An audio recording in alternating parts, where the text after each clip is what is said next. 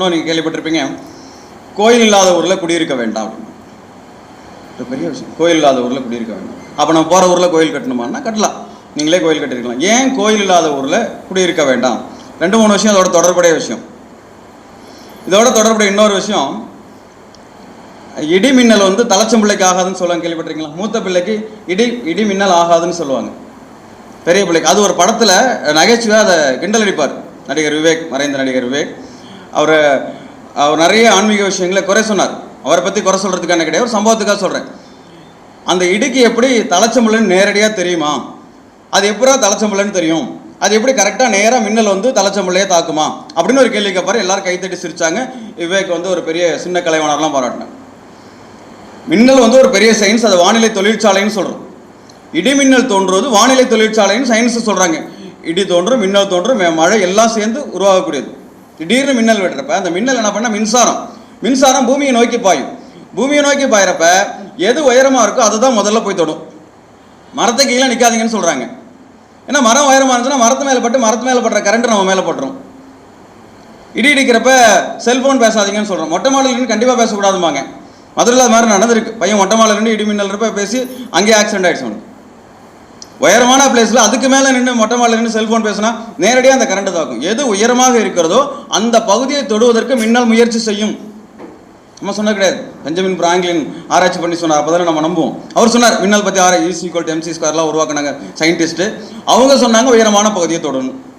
நம்ம அதுக்கு முன்னாடியே நம்ம கண்டுபிடிச்சிட்டோம்.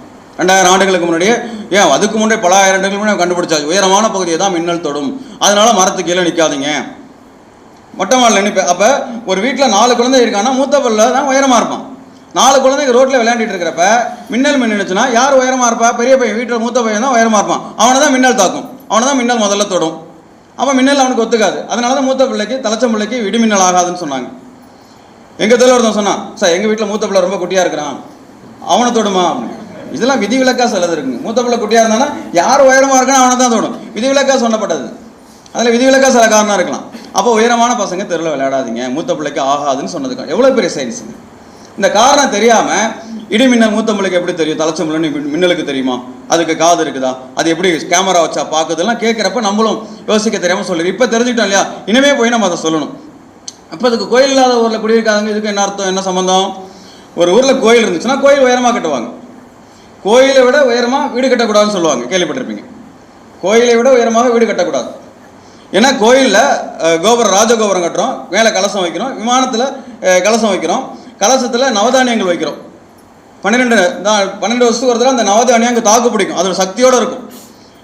இடி மின்னல் அந்த கலசம் அந்த மின்னலை தாங்கிக் கொள்ளக்கூடிய சக்தி பெற்று இருக்கிறது. 12 வருஷத்துக்கு பவரோடு இருக்கும். அதனால தான் 12 வருஷத்துக்கு ஒரு தடவை கும்பாபிஷேகம் பண்ணணும்னு சொன்னது. குறைந்தபட்சம் 12 வருஷத்துக்கு ஒரு முறை அதை மாற்றிடுவாங்க. மறுபடியும் கலசத்தை மாற்றி உள்ளார நவதானியங்களை வச்சு மேலே கலசம் வச்சுருவாங்க. அப்போ ராஜகோபுரம் உயரமாக இருக்கிறப்ப மின்னல் மின்றப்ப ராஜகோபுரம் நமக்காக தாங்கிக் கொள்கிறது. கோயில் நமக்கான மின்னலையும் இடியையும் ஆபத்தையும் தாங்கிக் கொள்கிறது. கோயில் உன்னை தாங்கிக்கும், நீ வீட்டில் நிம்மதியாக இருக்கலாம். அதனால கோயில் இல்லாத ஊரில் குடியிருக்காது அப்படின்னு சொன்னாங்க. அப்போ கோயில் இல்லாத ஊரில் குடியிருக்காதுங்கிறது எவ்வளோ பெரிய சயின்ஸ். இடிமின்னல் தலைச்சம் பிள்ளைக்கு ஆகாதுங்கிறது பெரிய சயின்ஸ் இல்லையா? இதை நம்ம குழந்தைகளுக்கு நம்ம சொல்லிக் கொடுக்கணும்.